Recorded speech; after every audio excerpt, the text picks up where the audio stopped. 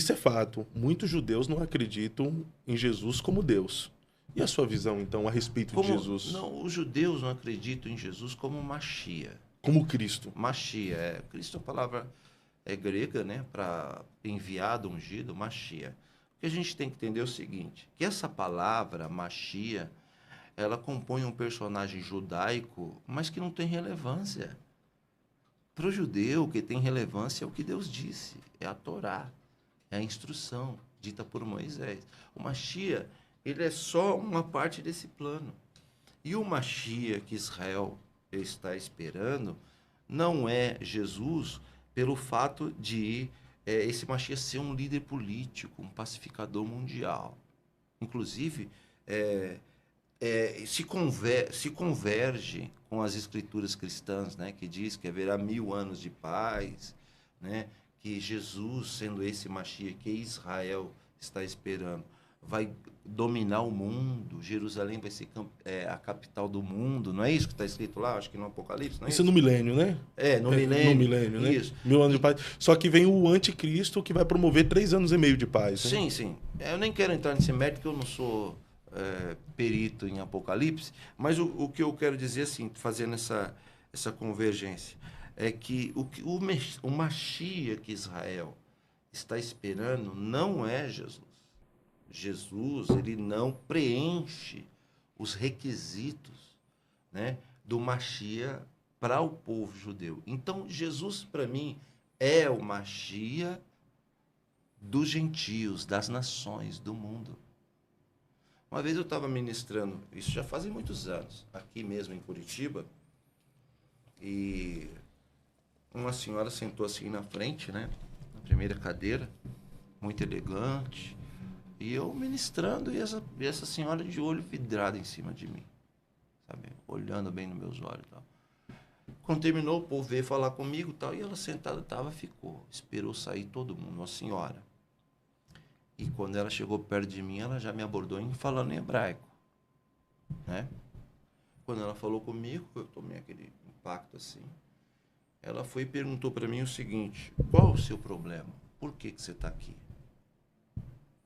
Depois de uma drachá, de uma pregação tão maravilhosa como essa, é um desperdício. Tudo que você falou para esse povo, você está dando aquela linguagem cristã, né? Você está dando pérola para os porcos. O povo aí não dá valor que você falou. Ele vai esquecer tudo que você falou. Eles não amam essa palavra que você falou. Você está aqui por causa do quê? De dinheiro? Vê quanto é que você precisa. Eu vou resgatar você daqui. Eu vou tirar você do cristianismo. Porque Jesus não é esse Messias que você disse.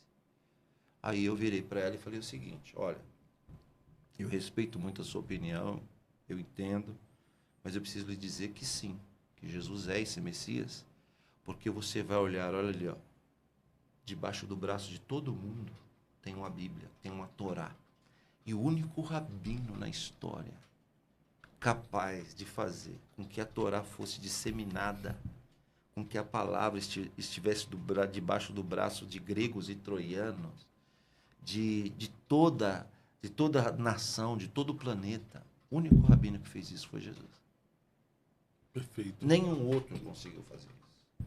Então, se eles carregam hoje uma Bíblia, foi por causa desse Jesus que você está rechaçando. Então, obviamente que o povo judeu, ele não tem nenhum, assim, eu não posso generalizar, não é? Mas a grande maioria não tem nenhum respeito em relação à pessoa de Jesus. E isso também é justificável. Eu vou te dizer por quê. É justificável pelo que os cristãos fizeram com o povo judeu em nome de Jesus.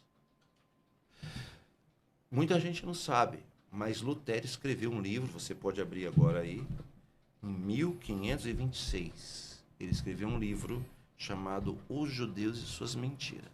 Os judeus e suas mentiras. Isso. Ele ordenava, Martim Lutero, ele ordenava a queima de sinagogas, de pergaminhos da Torá e de enforcamento aos judeus. Quando Adolf Hitler sobe ao poder, ele lê esse livro. Ele lê esse livro escrito por Lutero há séculos. E diz que os judeus eram a praga da humanidade desde aquela época, que sempre foram. E é baseado nisso. Você sabe que esse Hitler, ele era um grande orador. Ele ficava na rádio, ele falava 2 horas e a nação parava para ouvir. Ele era um grande orador. E nas várias falas dele em rádio, ele citava as falas de Lutero. Dizia, não é só eu que penso assim. O próprio fundador do protestantismo pensa assim. E nós somos alemães.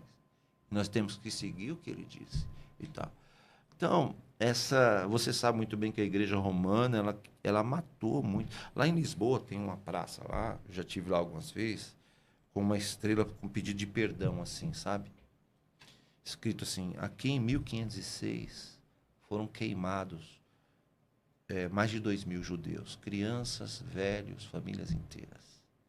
A história diz, reverendo, que o cheiro da carne queimada demorou mais de meses para sair de Lisboa. E a igreja ela era tão cruel, porque na hora de queimar eles perguntavam assim, você quer morrer em nome de Jesus ou você quer morrer em nome de Moisés? Pesado. Isso é a Igreja Católica. Igreja Católica. Mas os protestantes também queimaram o judeu. E aí, se o judeu respondesse, não, eu quero morrer em nome de Jesus, eles acendiam o fogo alto para morrer rápido. Mas se ele dissesse, não, eu quero morrer em nome de Moisés até o fim, eles acendiam o fogo baixo, para a pessoa sentir dor e a morte ser aquela morte flagelada, dolorida. Baseado em uma mentira, isso. Qual mentira? A grande mentira histórica.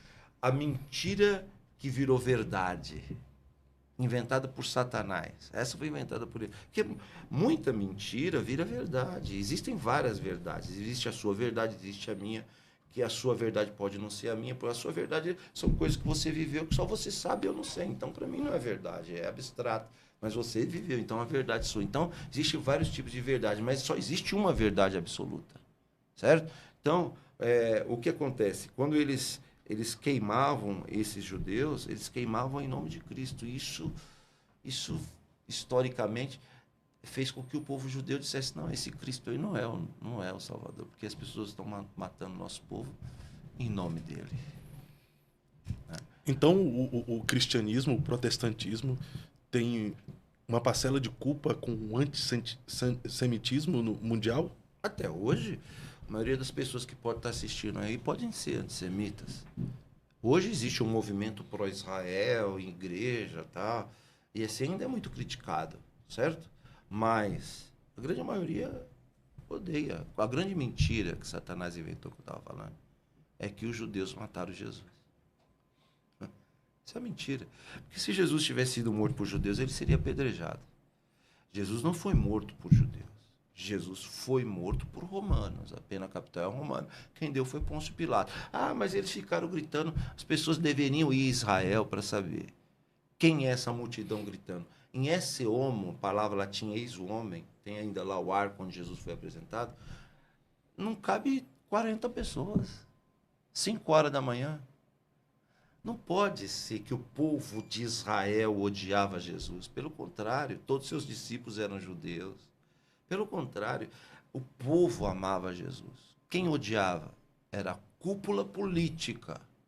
Certo? Herodianos. Não, a cúpula política eram os líderes religiosos que controlavam a religião, controlavam a política e o relacionamento com Roma. Essa cúpula é que tinha medo. E outra coisa, não é que odiava, não, tinha medo de Jesus fazer algum tipo de burburinho e fazer com que os romanos viessem e destruíssem o templo, que acabou acontecendo algumas décadas depois da sua crucifixão, certo? Mas a grande verdade é que o medo dessa cúpula era que houvesse alguma rebelião na cidade, o Messias está aí e tal, e aí se rebelasse contra Roma e houvesse o que acabou acontecendo algumas décadas depois. Então, para isso, eles decidem que Jesus tem que morrer para que isso não aconteça. Então tem todo esse jogo político e tal. Mas o povo amava. É a mesma coisa. Todo país tem 3 símbolos. Todo país no mundo tem 3 símbolos. O primeiro símbolo é a bandeira. O segundo símbolo é o hino. E o terceiro símbolo, se o país for presidencialista, é o seu presidente. Certo? Sim, sim. Hoje nós temos um presidente no Brasil. Luiz Inácio Lula da Silva, é um presidente, não é? Sim, mas não é símbolo. Tá, mas ele representa você. Você, concordando com ele ou não, você votando nele ou não, ele representa a nação. O que ele fala perante os outros países, ele está falando por você. Por exemplo, ele rompeu relações com Israel. Eu sou contra isso, certo? Sim. Mas ele está falando por mim porque eu sou brasileiro. Então, ele está falando pela nação.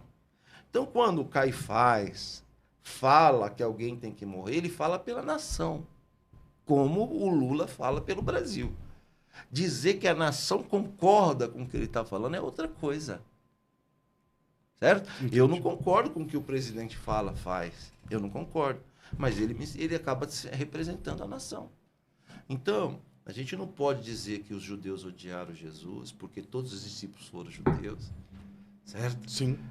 Jesus era judeu. Jesus nunca entrou numa igreja. Nunca entrou.